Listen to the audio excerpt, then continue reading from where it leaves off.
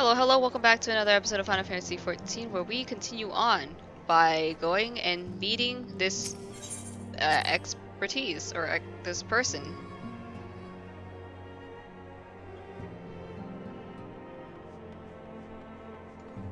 So let's go and meet this mysterious person.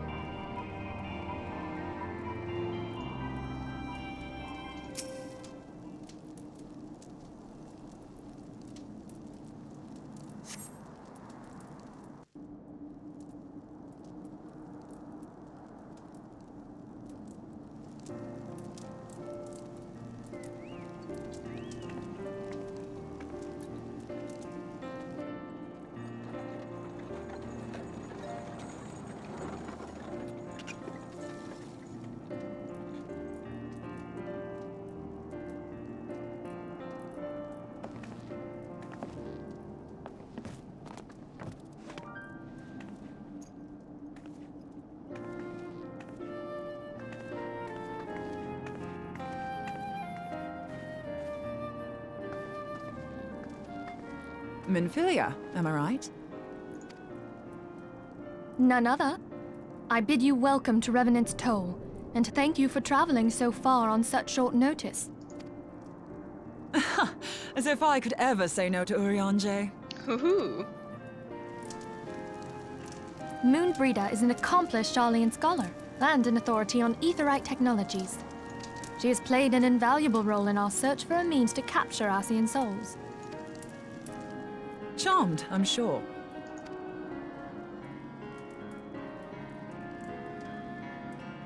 I love her!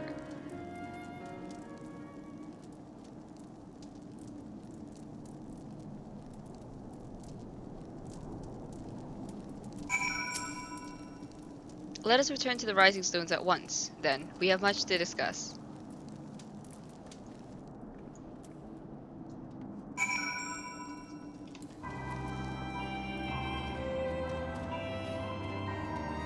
Okay. This episode might be a shorter one, depending on how far we get. Because I do want to stop this episode before we do the next dungeon.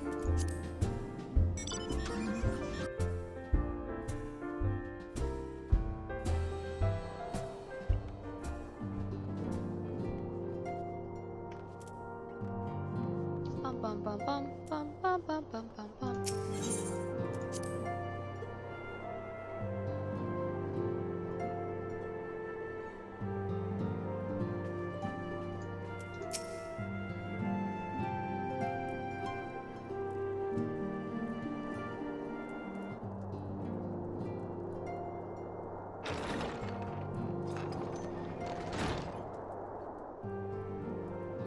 Moon!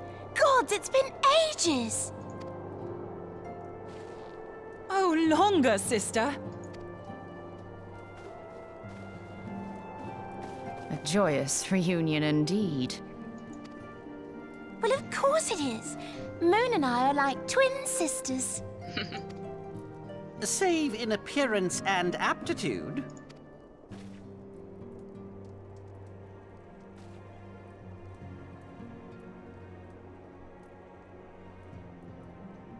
Everyone, if I could have your attention. We have with us an esteemed guest who has come from Sharlayan to assist us.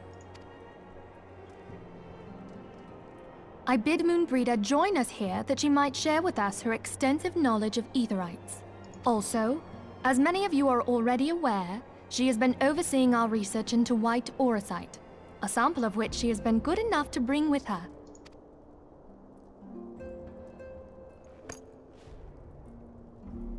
Well, I had to come, didn't I?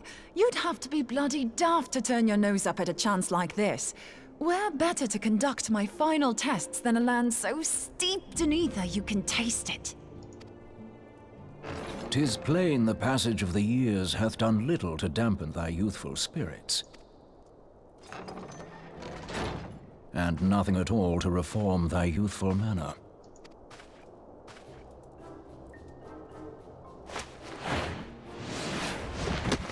Aww. Oriange, where in the hells have you been hiding? Aww.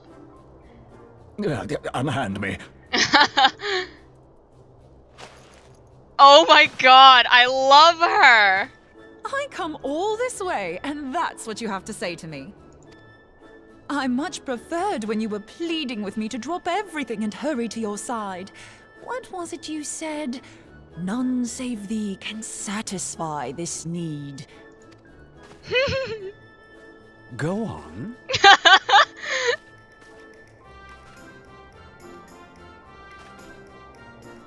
Thine artless attempts to misrepresent mine all too innocent motives do thee little credit. Mine intent, as well thou knowest, was but to impress upon thee the gravity of the circumstance. Lest thou doubt, a deiform entity shall shortly be summoned, save if thou and no other grantest my compeers thine aid. You still haven't found it, then? Your missing aetherite? We have not. No. We know that Iceheart teleported to an aetherite not far from the first. Yet even after careful analysis, we could not locate the second beacon. We now suspect that the heretics destroyed the second aetherite to impede our pursuit. Our allies continue to scour Snowcloak for Iceheart's sanctuary, but we have no guarantee that they will find it.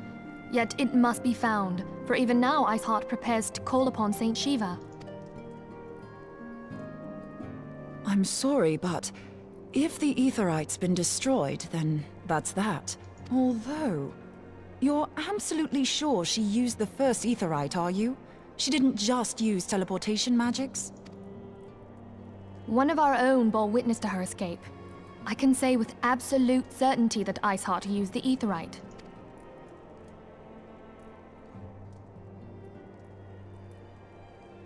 In that case, there might be a way, so long as the ethereal current is still flowing. Truly? How? We use the current to recreate the beacon. As you know, aetherites are a bit like lighthouses. We use them to reconstitute our physical forms when crossing the ethereal sea. Without them, we'd lose all sense of direction and our essence would dissipate. However, we don't rely solely on these beacons. There are currents of ether which flow between them, currents which help guide us to our destination. Now, these currents will gradually dwindle away to nothing if an aetherite is destroyed. But if even a sluggish flow remains, we could theoretically use it to direct a surge of concentrated ether towards the void left by the beacon, and thereby fill it up again. Like opening the floodgates to fill a dry riverbed. Though, correct me if I'm wrong, but would we not need a veritable reservoir of ether? In concert, we might manage to channel a sufficient volume, yet that is not my chief concern. To direct the flow of so great a volume of ether with the requisite precision would be a nigh impossible task in itself. I barely succeeded in facilitating travel to an unattuned beacon. That which you describe sounds considerably more difficult.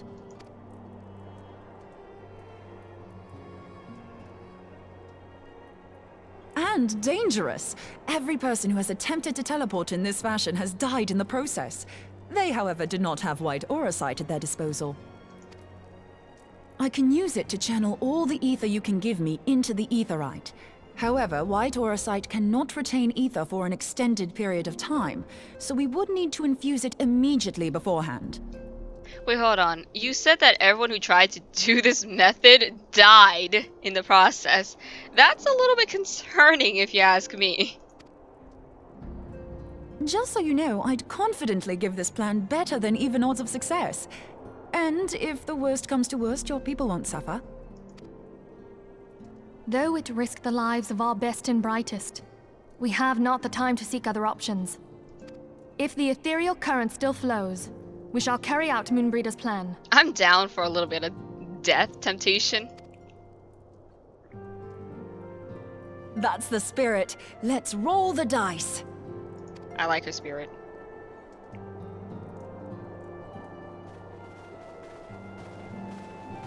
I like her spirit. She's cool. Let's see. Yep. This thing.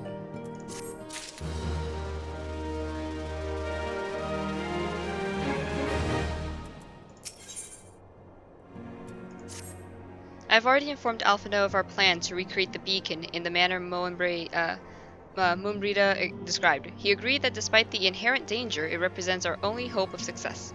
He also said that he wished to meet with you at Snowcloak before proceeding. I expect you will find him waiting for you there when you arrive. I want you to know that I appreciate everything you have done on our behalf, Atelios, and that I have faith you will return to us, as you always have. Let's not say that just yet.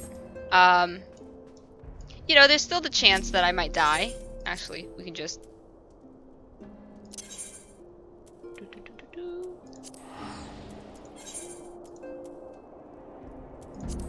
Let me just teleport here.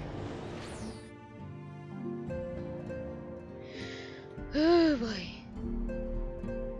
Hopefully I have enough time to do the next dungeon, if there is one.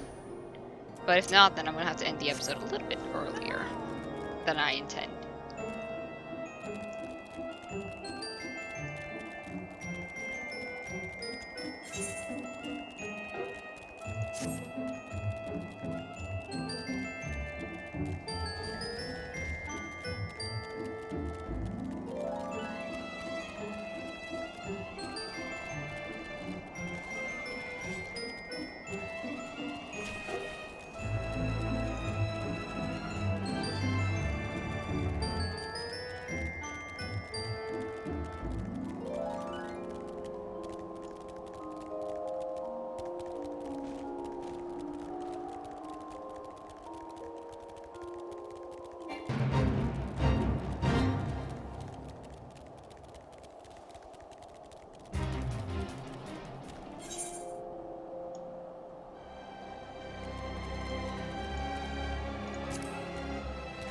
Oh no, I'm lagging again. Not like this. Not like this.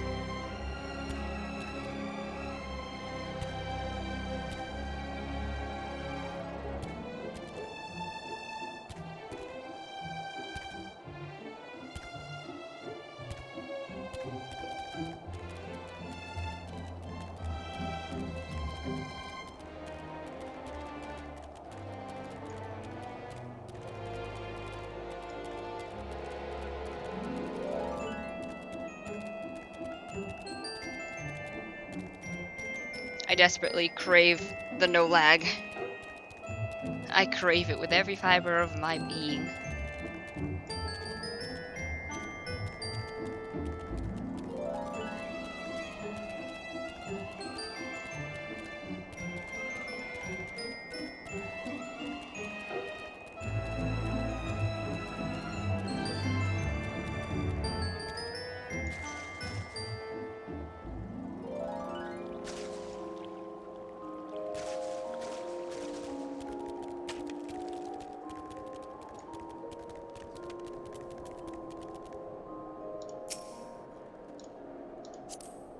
No, stop. Good to see you, Atelios. I was starting to wonder if you were having second thoughts. Captain Ilbert sends his regards, by the way. He attends to the interrogation of Ellen, Roelli, and Ulda even as we speak. But I shall not distract you from the matter at hand. We can discuss the Ivy upon your return. I trust that, by which I mean to say, the others are waiting for us at the Aetherite. After you, Scion. Yes, yes. I might die, I understand that. It's fine, I accept it. It's fine with me. Dying, that is.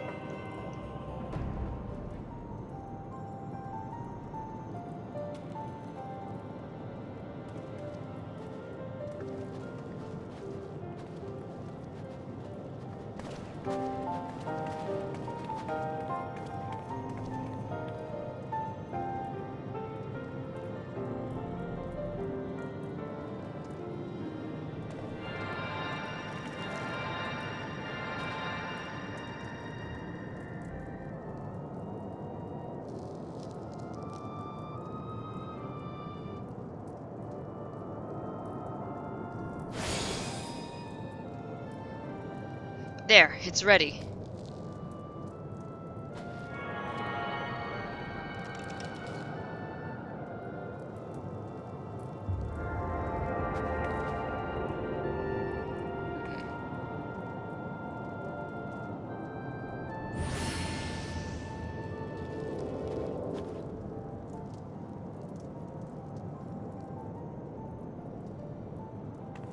Huh, it worked.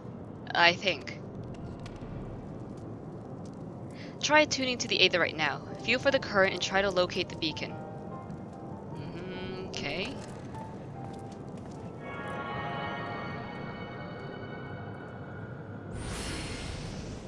Yeah. We have done all we can, Atelios. For now, let us withdraw. When your final preparations are complete, you must seek out the beacon we have created. If, by the grace of the 12, you arrive safely, you must stop Iceheart before she summons Shiva.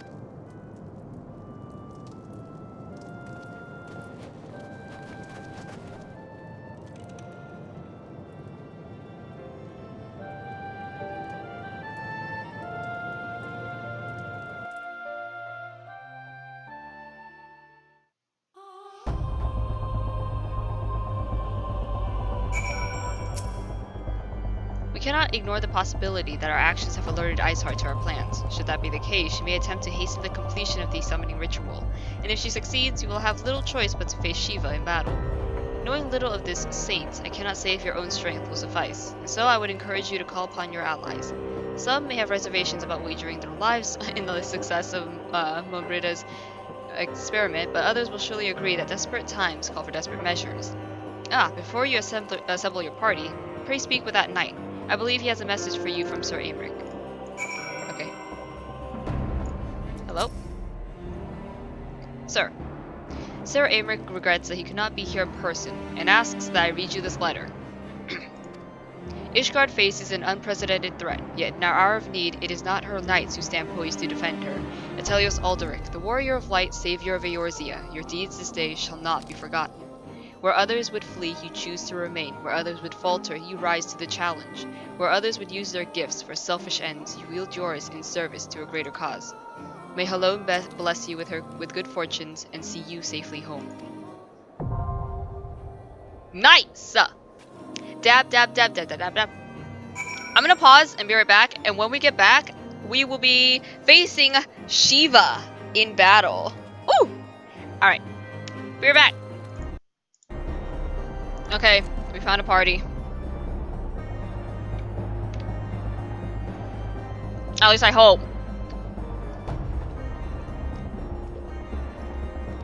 Come on, healer.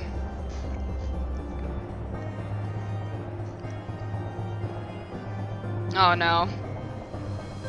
Come on.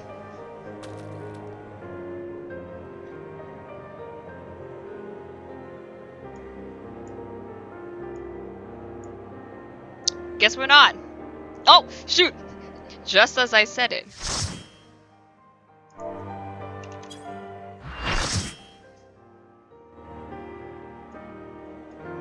We're gonna skip the cutscene, and we'll view it back, back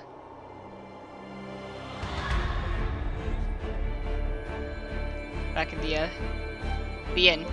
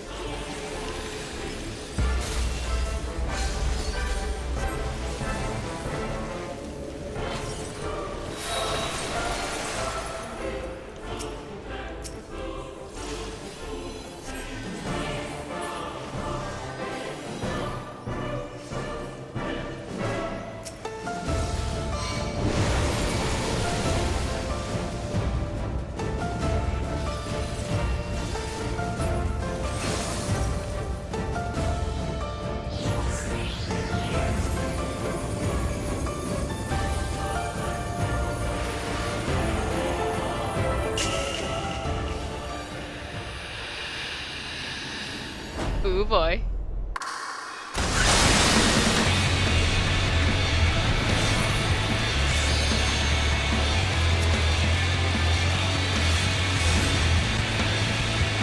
I'm lagging like crazy, I know.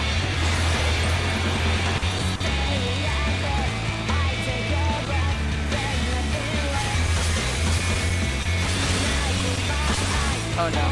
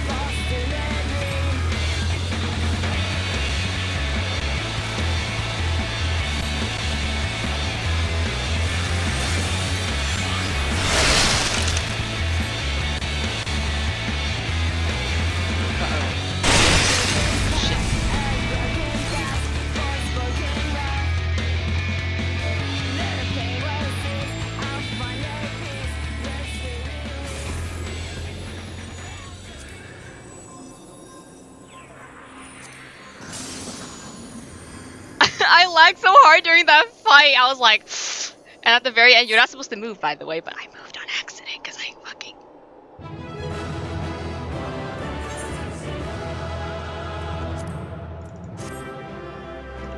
Alright.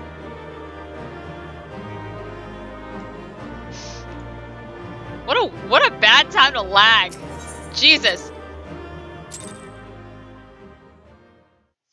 Anyways.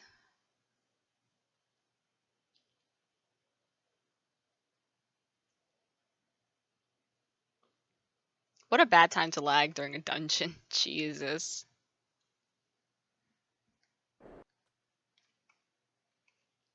During that whole fight, I was just like, oh, please, God, do not 90k me.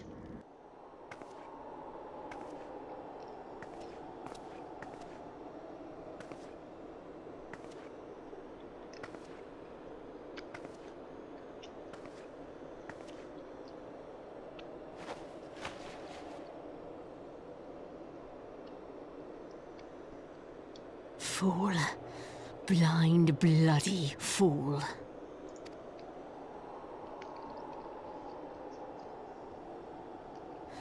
You, of all people, should understand the suffering war begets. That no sacrifice is too great if it brings an end to the violence. Mine is the righteous cause. You fight in a war you do not understand. A pawn of liars and schemers. And they are no less ignorant than you, following the creed of their fathers without question, never thinking to ask why. Trapped in a delusion of their own creation, and blind to the truth.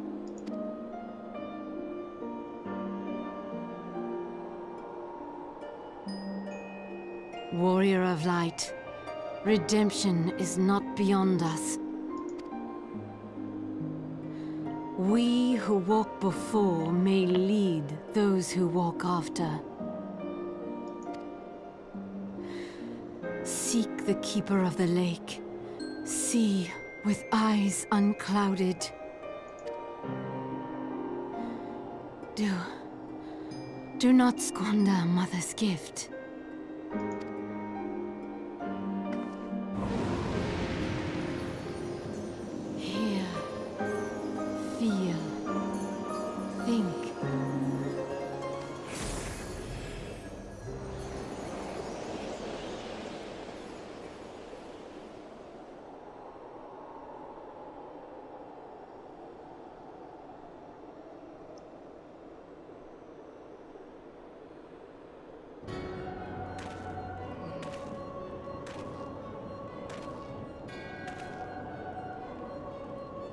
And so the vessel withdraws, a predictable outcome. Nevertheless, La Habrea will be pleased. Oh god, not him again. How unfortunate. we in like the North Pole or something, first of all? Like, where the hell? Like, damn.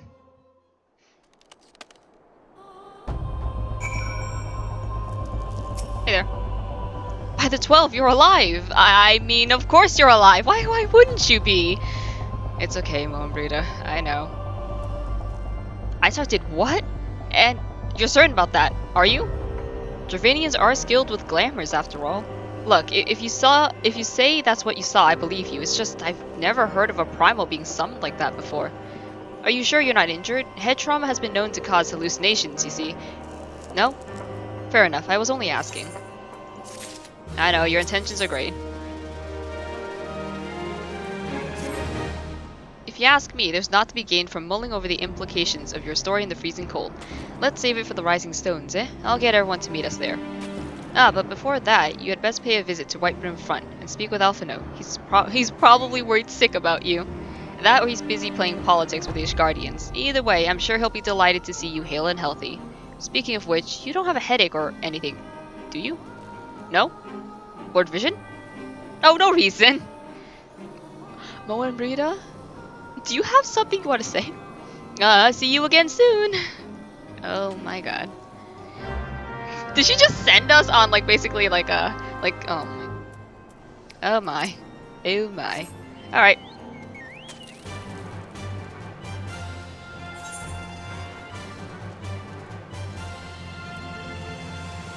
Jesus.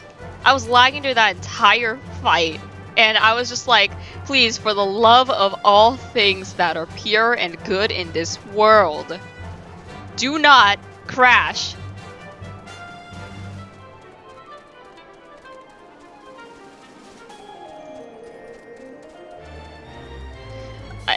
Let us pray that tomorrow will be less lag so I can perhaps finish this stupid story and move on with Heavensward, moving one step closer towards Shadowbringers.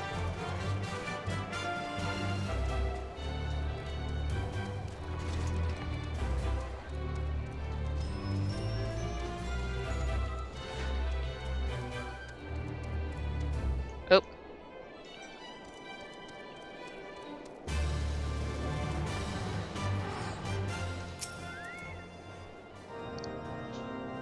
Alright. There he is, and none the worse for wear. Was there ever any doubt that the Warrior of Light would succeed? Listen, I had doubts myself, okay? I was like, this could either completely annihilate my very existence, body and soul, or I could be fine. There was no 100% guarantee. I think I speak for us all when I say that I should like nothing more than to hear the stirring tale of your victory, if you'd be so kind. Yeah, I mean, I almost died, but yeah. That we were too late to prevent the summoning. But not too late to prevent further loss of life, an outcome worthy of celebration, and one for which we have Atelios to thank. Yes, you are right, of course, Sir Aymeric. We should be content with what we have accomplished. I, for one, could not have wished for a better outcome. Shiva is no longer a threat, and the heretics have been routed. Aye, there is the matter of Iceheart's escape, but she cannot run forever. Whether it takes days, weeks, moons, or even years, my knights will find her. In the meantime, Lord Dromont, is the caravan ready? The supplies that your men recovered have been prepared for transport, in accordance with your wishes. Rest assured that my knights will see them safely to Revenant's Toll. Of that I have no doubt. I take it these are the self-same supplies the heretics stole from the House Fortom's caravan. Less the crystals which comprise the bulk of the shipment, yes. Scarcely a fraction of which has oh my god, can I read? Scarcely a fraction of that which was promised, but a meaningful contribution to your cause all the same. Ah, on an unrelated note, Atelios, might I trouble you to accompany me to Camp Dragonhead at your earliest convenience? Yeah, 'tis not for my benefit. A certain lord was most distressed when he learned of your intent to risk life and limb to stop Iceheart. It took half a dozen knights to restrain him. I'm told. Aww. Aww. I clicked off screen again.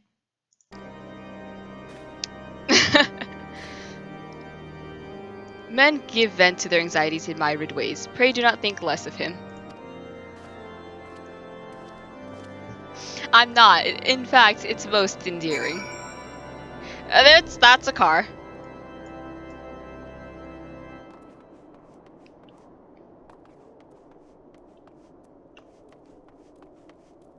Oh, Jesus. Yep. Camp Dragon Head. We'll walk. I was gonna say, like, oh, we can just teleport. But then I'm like, I already wasted so much money. Let's just not.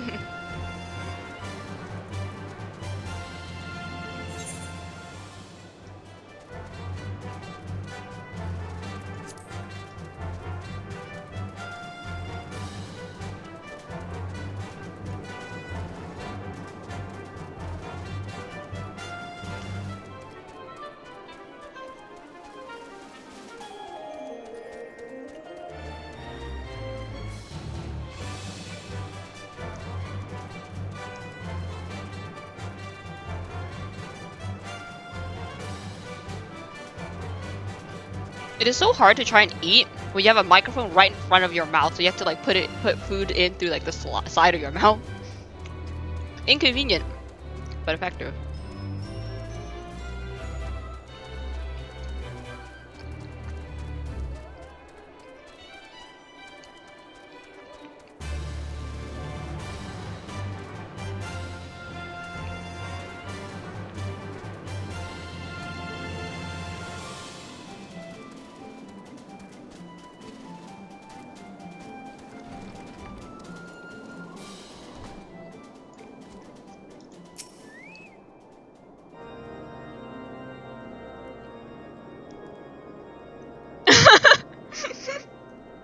What were you thinking, Atelios? Wagering your very being on a dubious theory which might allow you to enter Iceheart's lair, knowing full well that she could have sufficient forewarning to complete her ritual to summon Shiva anyway? And then engaging the abomination in mortal combat? By the fury, Atelios, 'tis the stuff of ballads, a battle for the ages, would that I had been there to fight by your side. Yet here I was, forced to wait, condemned to wonder at the fate of a dear friend for a veritable eternity. I would not wish such torture on my most hated enemy. But you are here now, and that is what truly matters. Let us move on. Thanks for worrying about me, Horsefan, at least. Like, it means the world to know that somebody was very worried about me. But I'm sorry for being stupid. Sir Amric wished to have words with you and Master Alphino in private. He awaits us in the intercessory. Alright.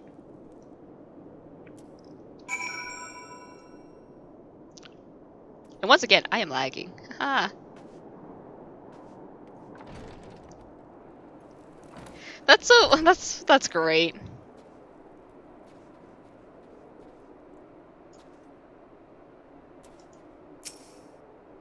Greetings, sir. I shall show you in at once. Yes.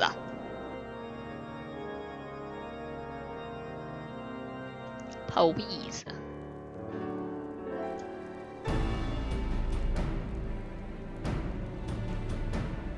On behalf of the Holy See of Ishgard, allow me to express my deepest thanks.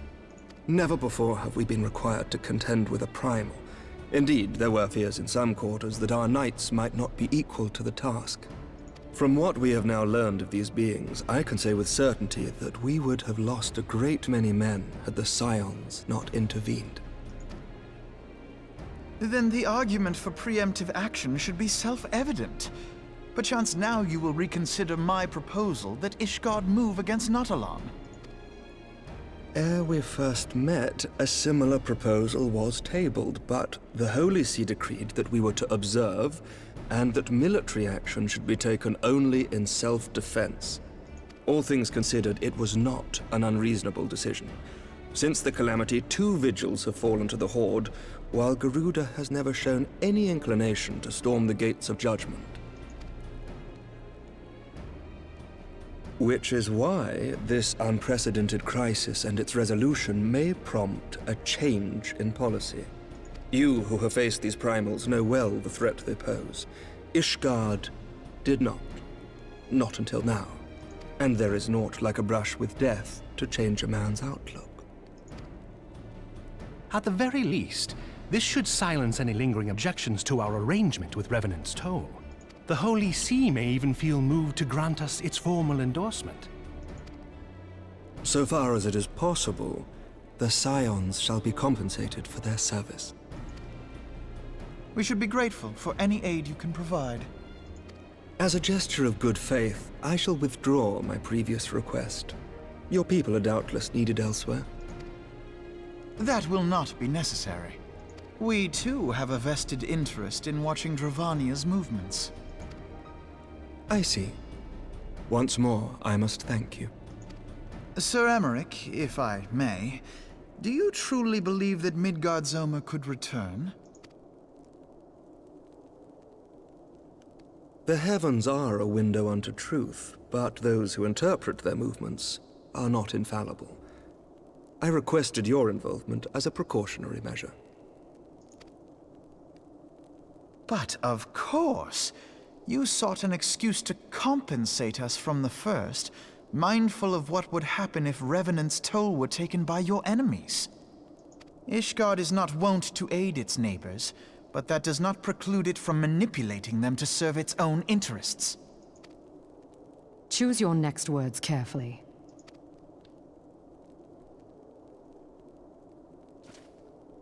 Do you know what sort of man becomes Lord Commander of the Temple Knights? One who comes from good stock. I did not. Yet here I am now.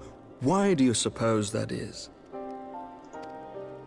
Because I swiftly learnt to tell the difference between words, deeds, and beliefs. You are correct, Master Leveilleur. Ishgard desires to see Revenant's Toll flourish, as it would present a troublesome obstacle to our enemies from the south. We are so glad to be of use to you. As we are to you. Ours is a mutually beneficial arrangement, lest we forget, one born of necessity. The dragons grow more restless by the day, and the heretics harry us nigh without cease. We have contended with such troubles for centuries, but there are limits to even our endurance. Yet as a pauper is loath to part with his meager possessions, the leaders of Ishgard are not wont to render up their trust to outsiders. But with perseverance on our part, they may yet be made to see the light. Nevertheless, one must take care when walking the road less traveled. Wise words, Sir Emmerich. I shall make a point to remember them. I must apologize for my earlier outburst. I hope it will not sour our good relations. Not at all. You but spoke from the heart. I trust you understand that at times my duties may prevent me from meeting with you.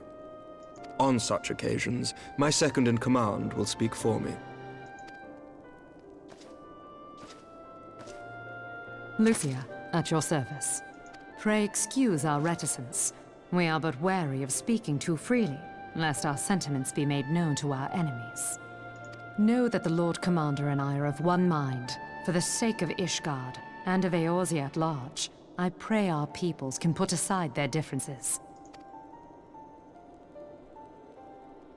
Those who dwell in the past risk losing sight of their future. Now, why did you look at me when you say that? Should aught befall one of our shipments, pray inform Lucia immediately. You may also relay to her any words you might have for me alone. Not being of Ishgardian birth, she owes no allegiance to any noble house, making her as near to incorruptible as one can find in my homeland. Suffice it to say, I trust her completely, and so may you. Which reminds me, Lord Orchefort, if you would be so kind? Certainly.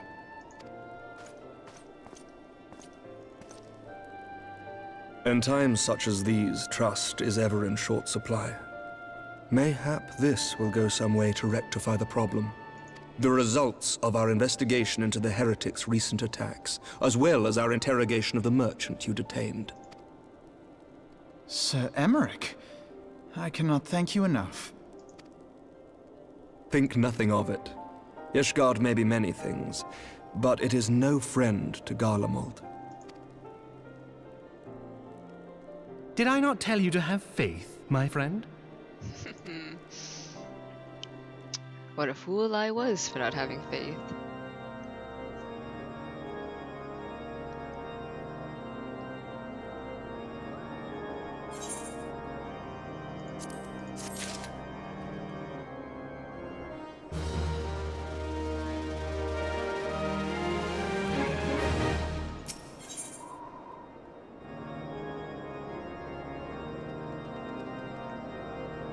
Oh, this is like Leviathan, but like named different. That's funny.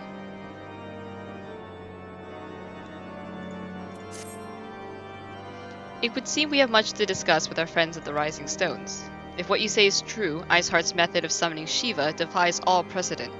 It necessitates a complete reprisal of the primal threat, and of our approach to combating it. Moreover, there are grave ramifications if word of this incident reaches Imperial ears. The Garlean Empire believes that primals are an insufferable menace, that their mere existence is a threat to this very star. As such, they deem any action against them, against the beast tribes, to be justified by default. Imagine then, if it became known that it was not only the beast tribes of Eorzea that could summon primals, but her civilized people as well. Any lingering objections to the Eorzean campaign would vanish overnight. Where before we had to contend with a single Imperial legion, we could very well find ourselves facing the combined might of all Garlemald. But I speak it unadvisedly. Come, Atelios, it is better we continue this conversation in Mordona. Alright. We will go back to Revenant's Toll. Toll, right? I hope it's not Toil, because I've been saying Toll, like the Beld's Toll, for like the longest time, and if I find out it's actually Toil, I'm gonna actually like scream because how I'm stupid. Alright.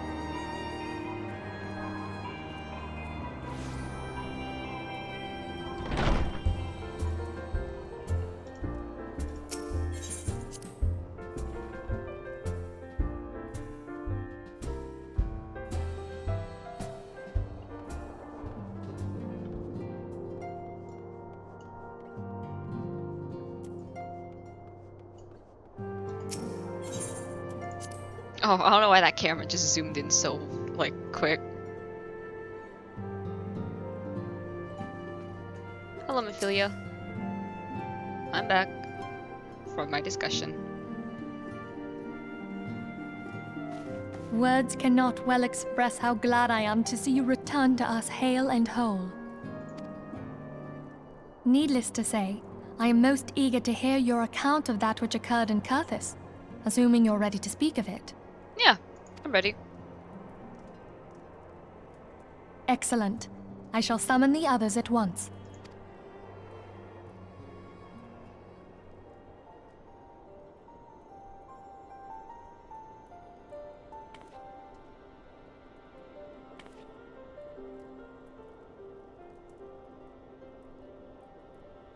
Iceheart used her own body as a vessel for a primal soul? Master Louisoir's writings make no mention of such a possibility. Can we be certain this entity was a primal? As certain as we can be that good King Mogglmog XII was a primal, I should think. Both were ostensibly summoned. Let's not quibble over definitions. Of more concern is the implication that Iceheart retained her will, even after she was possessed. We are talking about a mortal, wielding the power of a primal. It can't possibly be that easy, can it? There must be some sort of sacrifice required. Or maybe she's just special? I think there's something more to her. Because before she left, she told me to view the world with eyes unclouded by seeing the Keeper of the Lake, and then she quoted Hydaelyn's words and saying basically don't take her mother's gift for granted. How would she know Hydaelyn's words unless she had the Echo or at least communed with Hydaelyn? in some way, shape, or form. What qualities this woman possesseth, I know not, but full sure am I that she was groomed for this role. Few are privy to the secrets of summoning, and but a single party standeth to profit from their dissemination. Well, I wouldn't presume to comment on how the lass came to know about summoning, but I will say that what she summoned was a primal. The readings were the same, or near as damn it. Strange as it all sounds, it's really no different from what you've faced before. Then mayhap it is time that we re-examined our previous encounters. Pack your things, Ida. We're going back to Gridania. Yes, sir. About Iceheart's final words to you. Yeah. Hear, feel, think. Hydaelyn speaks to her as well. That's what I thought too. If Iceheart is blessed with the power of the Echo, she will doubtless have used it to further her goals. Or could it be that it was a revelation granted her by the Echo which first set her on this path? She did say that the Ishgardians were blind to the truth. Do you think she has knowledge of the origins of the Ishgardian-Dravanian War? It would do much to explain her unwavering conviction. Did not the Lady Iceheart implore thee to seek the Keeper of the Lake? And did she not imply that in so doing thou wouldst come to see with eyes unclouded? Yeah. Midgard Zoma was a king amongst kings who reigned for centuries on end. But he is dead and his wisdom lost to the ages. Unless the Ishgardians' fears are well founded. It would seem we have yet another reason to stand watch over the Keeper of the Lake. For a mercy, we are well positioned to do so. Iceheart, Shiva, Ascians, and Midgard Zoma. I shudder to think how they're all connected. Yeah. Even if, like, that is a stretch. If all of those are connected, Jesus. Alright.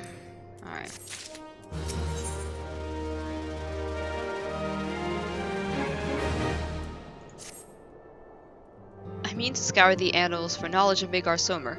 Given his great age, I dare say he appears in more than a few... Huh? Do you hear that? The commotion outside.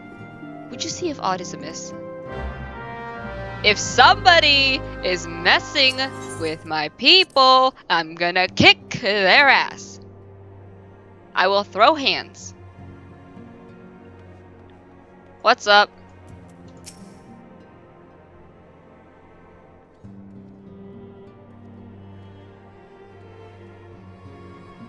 Atelios, 'tis well that you are on hand. We have a problem.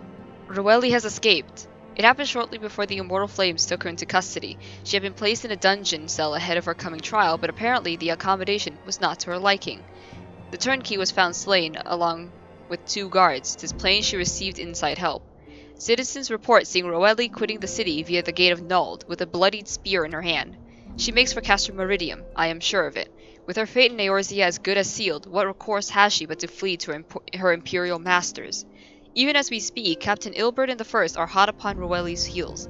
Pray make haste to Camp Blue Fog, and join the hunt. Of course. Camp Blue Fog. No. This. Yes. Let's go.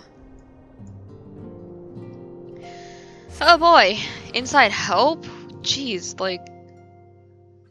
Was there another spy that we didn't know about? That's what I'm thinking. Why else? How else?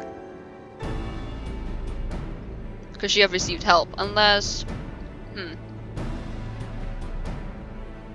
It's very interesting. Oh, Nanamo!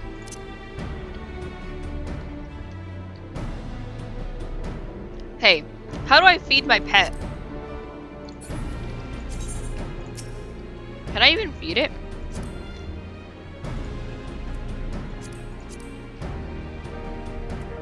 Nope. But I sure as hell can't eat it myself.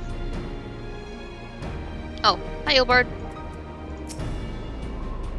My thanks for coming, Scion. I've spoken with the soldiers here. They say that Roelli walked through the camp not a bell ago. Aye, she walked right through. You did not mishear. We have Roban's decision to keep the matter secret to thank for that. Bad for morale, he said.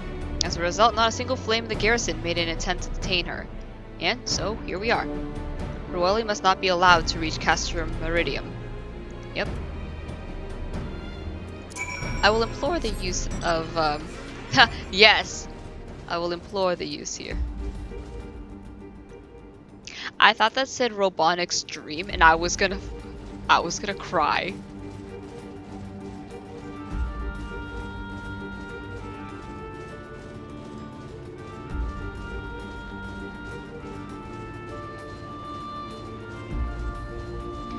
Ah yes, the Cerulean processing plant. Place we have seen, or a place that we have been to a great many times. I just went the wrong way again.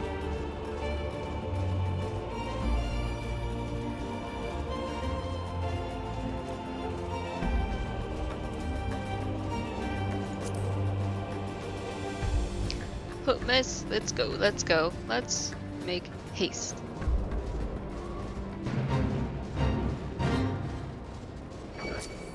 No.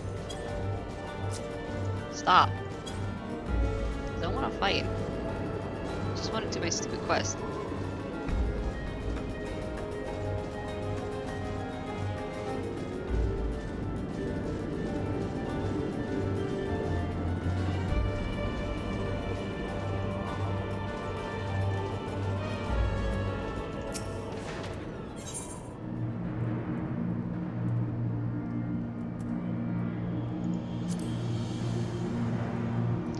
Pray I don't lag during this.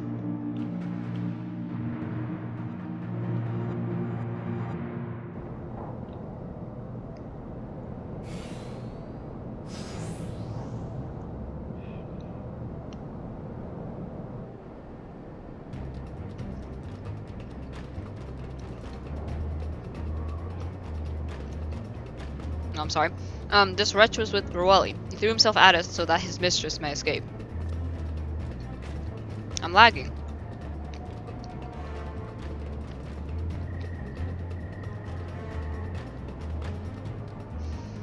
She didn't blink when we cut him down, not even when he started screaming. No loyalty even to her own. The goddamned harpy. With me, Scion. We almost have her.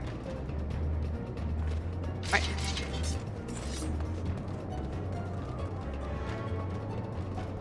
I'm lagging. What a bad time for lag.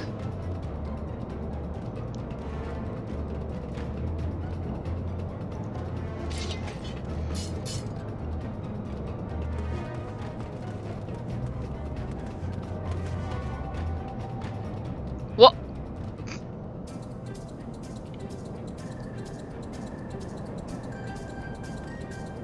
Oh god, I'm lagging. Oh my god, I'm lagging.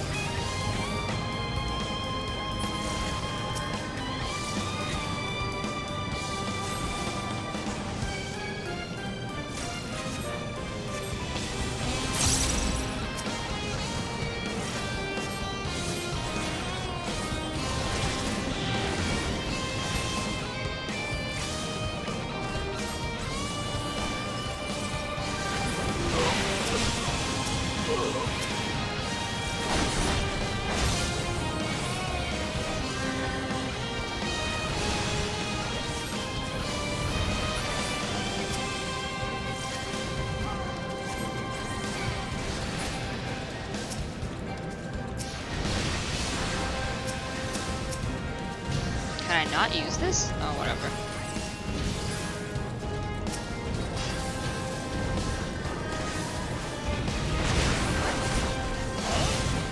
Uh-oh, what?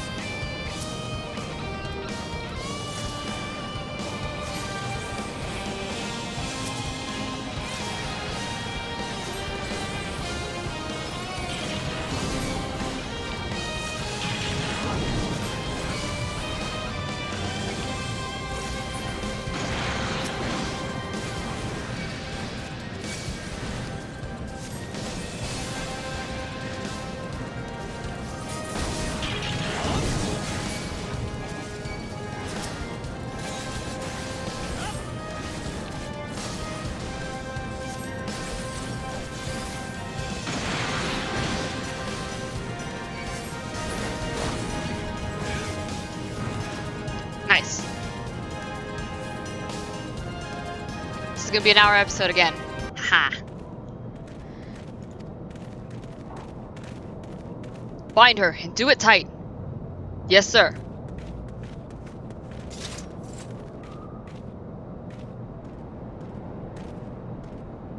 Good work, men.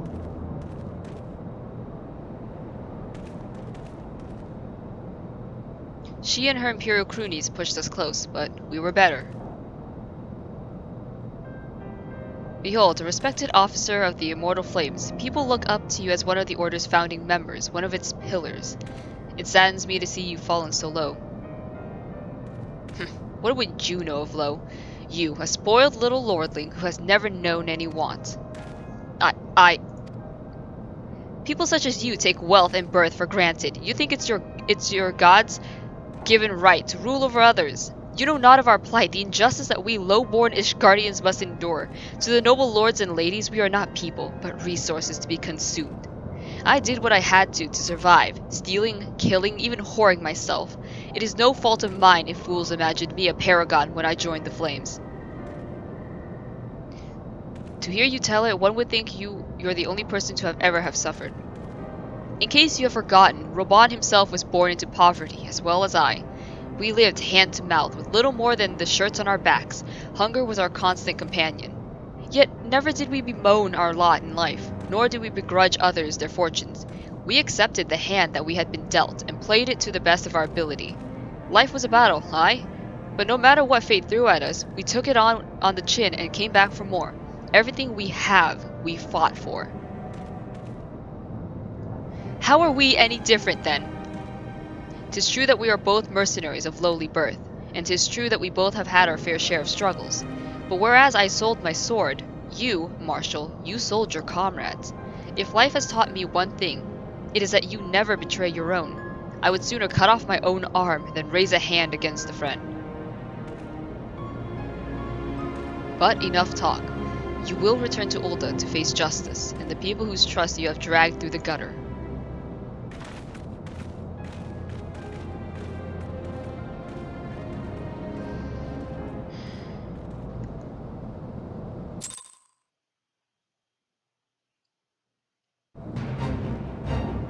I joined a fate? No. not so much as a hint of remorse. 'Tis well that this sordid business is finally at an end. A friend's betrayal cuts deeper than steel. We must hope that we have chosen our own allies more wisely than Roban chose his. Yeah.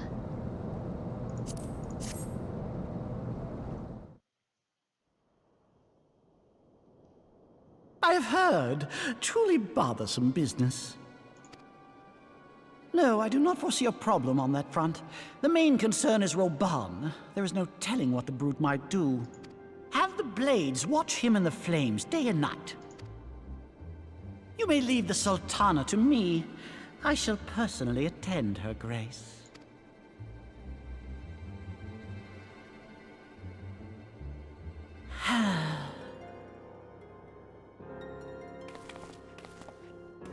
Sever one of the East Aldenard trade routes.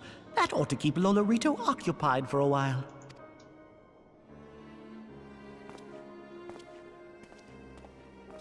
Nanamo Ulnamo. For my sake, pray be a good little Sultana to the last.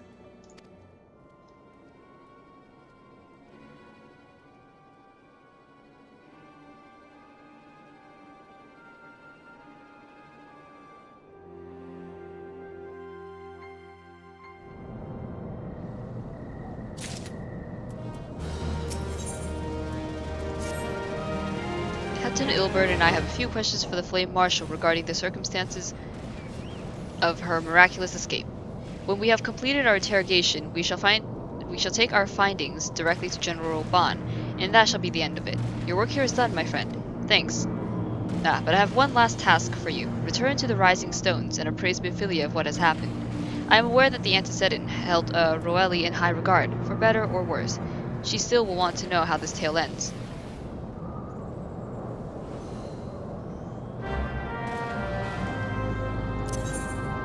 Alright, we're gonna go back to Revenant's Toll.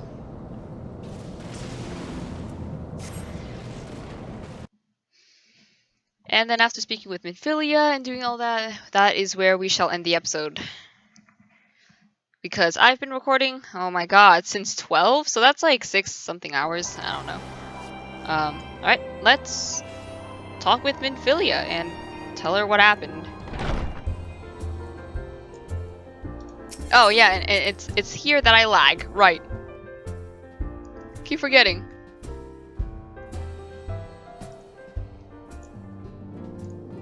I'm pretty sure like by the end of next week, all this lag and stuff should be solved.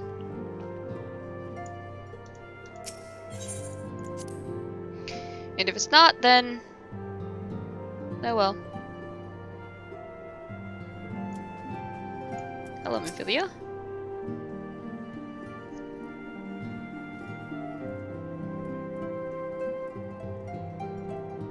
Welcome back, my friend. I have already received word from Alfino.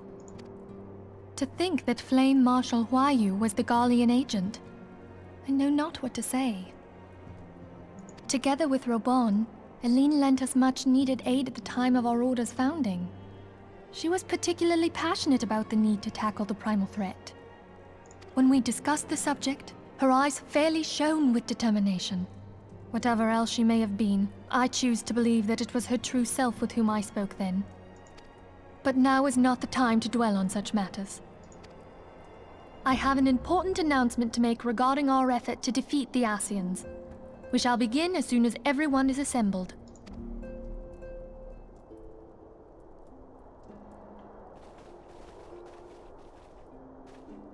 My thanks for coming, friends. Moonbreeder, the floor is yours. By now, I'm sure you're all familiar with white auracite, the miraculous material that'll allow us to capture Ascian souls. Back at Snowcloak, we verified its ability to absorb vast amounts of ether. Alas, it leaves something to be desired in the area of stability. The stone can only store ether for a short while before expelling its contents.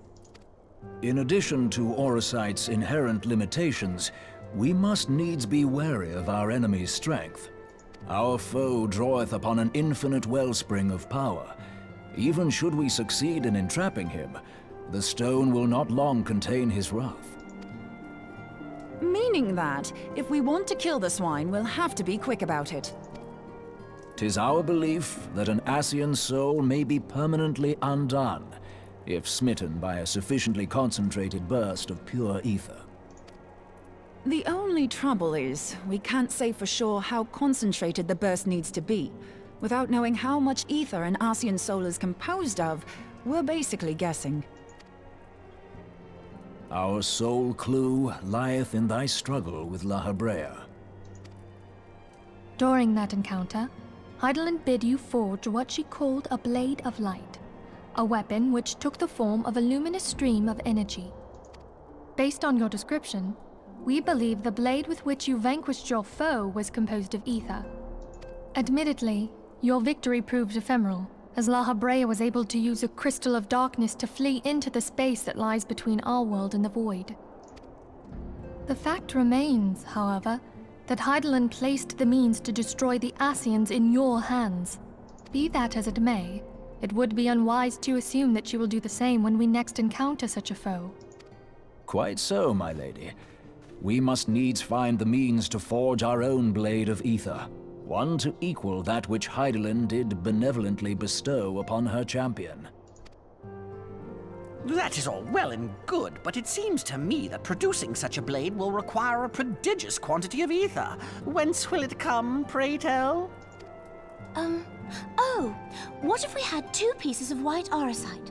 One to trap the Ascian, and the other to store the ether for the blade. Oh, nice try. But it's as I said, the stone won't hold ether for any length of time. We'd still need to collect the stuff there and then, sorry to say.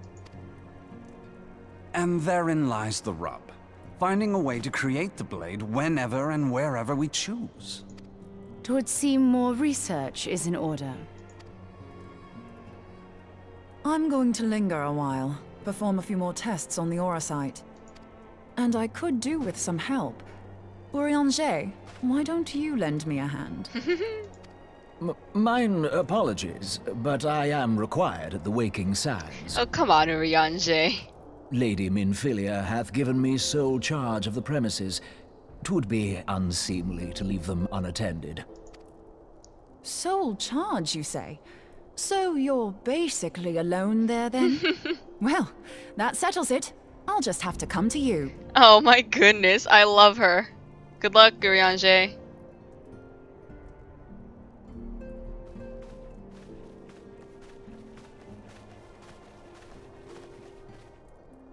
While you were afield, word arrived from the Sharlayan motherland. You will recall that a survey party was dispatched to investigate the incident at the Isle of Val. What they discovered was troubling, to say the least. How so? According to the report, the isle has been erased from existence. 'Twas as if a hole had been torn in the very fabric of reality. Holy shit. Aye, yet the mystery endeth not with the isle's disappearance. It hath come to light that a number of scholars in various other locales were reported missing at a similar juncture. What's more, they all had something in common with the head of the students of Baldessian. Every last one of them was researching a phenomenon called dimensional compression, or the rejoining as the ancient texts call it. I'll be damned if that's a coincidence. All indications suggest Ascian involvement, but I sense that a force greater still is at work. The entity the Dark Beings call the One True God. We must pray that my dear friend Kryl regains consciousness soon. If she bore witness to the Isle of Val's final moments, she may be able to shed some light on this mystery.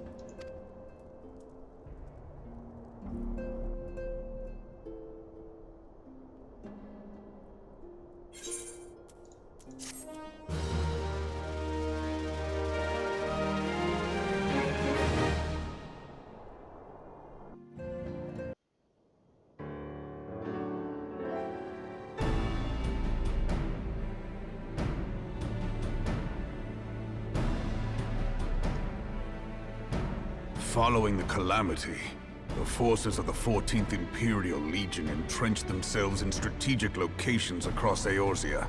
So swiftly did they accomplish this, it was suspected that they had received help. To think that it came from Huayu, my right hand. There is more. We have reason to believe that Huayu didn't deal exclusively with the 14th. She also answered to a higher authority in Garlemald. But this higher authority could not have been the Emperor. By consenting to the media project, Solus Zos Galvus showed himself to be more concerned about preventing the spread of primal influence than claiming Eorzea for the Empire. He would happily have seen the lot reduced to ash. We believe a number of high-ranking figures within the royal household were against the decision, but that they knew better than to oppose the Emperor openly. Of course, this didn't prevent them from making clandestine provisions, in which Huayu played a part. Alas, these provisions did not prevent Dalamud from falling, and the ensuing chaos changed the face of the realm forever. Yet Eorzea survived. To all intents and purposes, the Meteor Project had failed, and the Empire was left to rue its lack of a decisive means to eliminate the primals. Until, that is, it stumbled upon the Ultima weapon. Even before the accursed thing was dug up, it seemed to me the 14th had the might to overwhelm our weakened armies. Yet they chose to hide behind their walls. Why? The Black Wolf was wary of making the denizens of Eorzea desperate, lest more primals emerge to bleed the land. The discovery of the Ultima weapon, however, emboldened him to resume his war of conquest in earnest. But there was one in Garlemald who believed that Van Belsar's actions were premature. One who stood higher in the Imperial Army's chain of command. He ordered the Legatus to halt his advance, only to find that the Black Wolf had slipped its leash, and that the 14th now acted alone. In a bid to bring Van Belsar to heel, he used the agent he had planted in Ul'dah prior to the Calamity to undermine the Legion's efforts. A man who outranks Van Belsar, yet opposed the late Emperor's decision to annihilate Eorzea. This could only be the former High Legatus of the Garlean army, now known as Emperor Voris Zos Galvus. So he was Huayu's true master. But one of several in actual fact. We've learned that even as Huayu served the Empire's interests, she sold Imperial secrets to a certain faction in Eorzea. In so doing, she helped to maintain the status quo, thus prolonging the conflict. Considering who stands to profit from war, it isn't hard to imagine who her other masters were. Seven hells! You mean to say that she was a double agent? Triple, if you consider her services to Van Belsar and the new Emperor as separate. As neatly as these pieces seem to fit, one aspect of the puzzle remains unclear to me. By whose will was the Marshal feeding intelligence to the heretics? And try as I might, I fail to see how aiding their cause would profit either her Imperial or monetarist masters. Could it be that another hand is at work here? If so, Huayu must be made to reveal whose it is.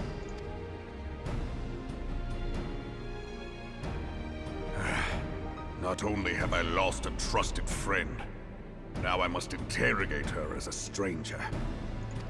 Not a pleasant task, I grant you, but a necessary one. Unless we weed out the ivy, root, stalk, and stem, it will simply grow back. I know that full well. Those closest to Huayu have already been detained, and I will question them alongside her. General, pray keep in mind that there may be unwitting abettors among them. All will be treated fairly. On that you have my word. Those who are innocent have no cause to fear. You have ever been a friend of truth, General. I hope the unpleasant task of weeding out falsehood will not detain you too long. Though it be for the sake of Eorzea, doubting one's comrades is poison to the soul. And with that, I take my leave.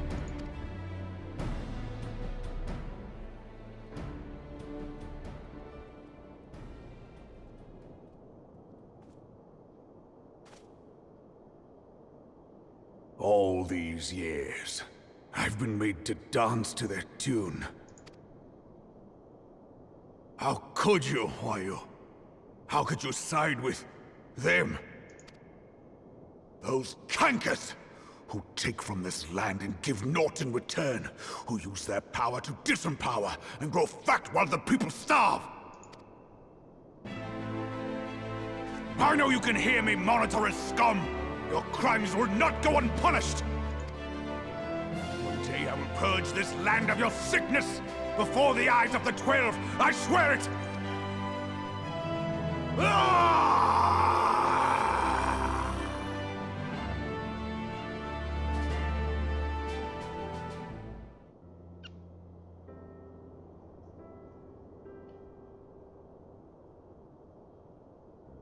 I shall have no further need of you this day.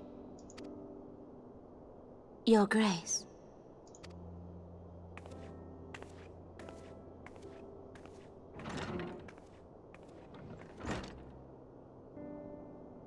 I fear that not even mine own chambers shall remain private for long. Has the situation grown so grim? Ever since he proposed the Cartiner Reclamation Bill, Teleji Adeleji has risen to greater prominence upon the backs of impoverished refugees. The monetarists were ever united in their pursuit of profit, but the man's actions have torn a rift in their ranks. They snap at each other as rabid dogs. Yet now is not the time to be bickering among ourselves. If this bickering is a threat to law and order, might you not have grounds to dissolve the Syndicate? Would that the solution were so simple, Admiral. Alas, my moving to dissolve the Syndicate is certain to spark outrage among the influential merchant class, whom the Cabal represents. This would serve to exacerbate the current unrest, and peace would slip still further away. Be they rich or poor, natives or refugees, all who reside in Ul'dah have a right to pursue happiness. It is the duty of a ruler to protect this right. If I am to perform my duty, I must needs tread warily. It would not do to make enemies heedlessly. Were Lord Lolorito here, he would doubtless say that I have my head in the clouds. A ruler is required to take a wide view. Try as we might to cater to all needs, some will inevitably be overlooked. As such, there shall ever be citizens who feel aggrieved. It cannot be helped.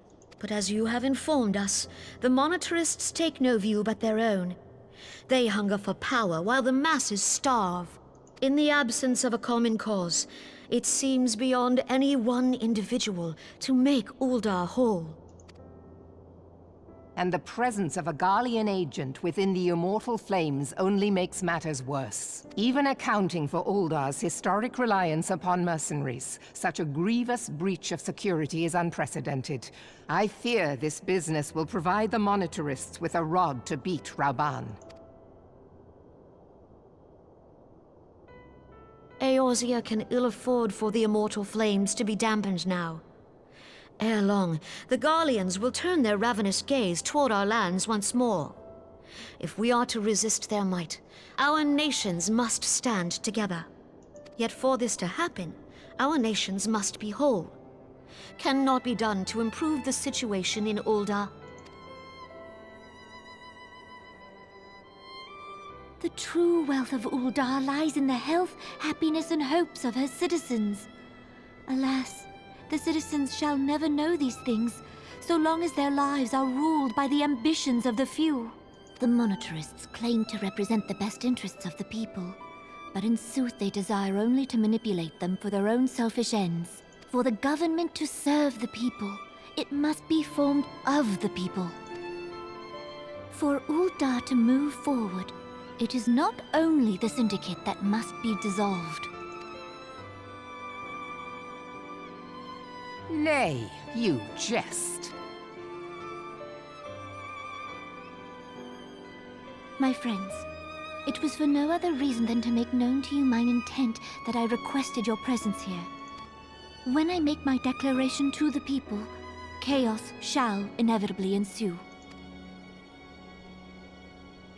As the last monarch in the line of Ul, I make unto you this request. Help Rauban to preserve order and protect the people. Forsake them, and you forsake yourselves. for a strong Eorzea will ever have need of a strong Ul'dah.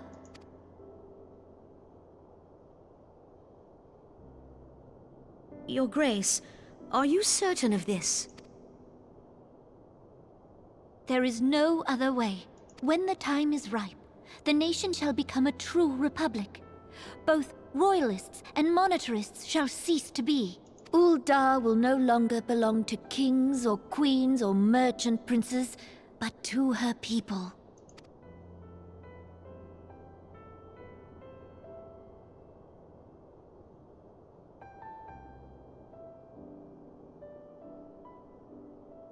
Roban, forgive me for casting aside all that you have toiled for in my name. Beyond this gesture, I am powerless to help my subjects.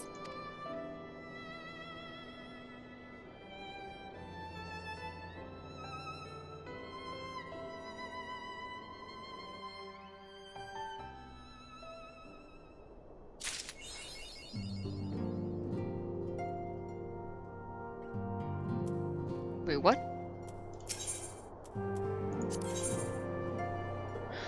Oh. I have to do all of those. Okay, well, that's gonna end this episode. I will do all of those in the next episode. Yes, you heard me right. All of those. I will do Ifrit, Titan, and Garuda. Oh, I really don't want to do Garuda. Oh well, I have to. But anyways, this episode has gone on for long enough. So, with that, I'll take my leave. I'll see you in the next episode. Take care. Be safe.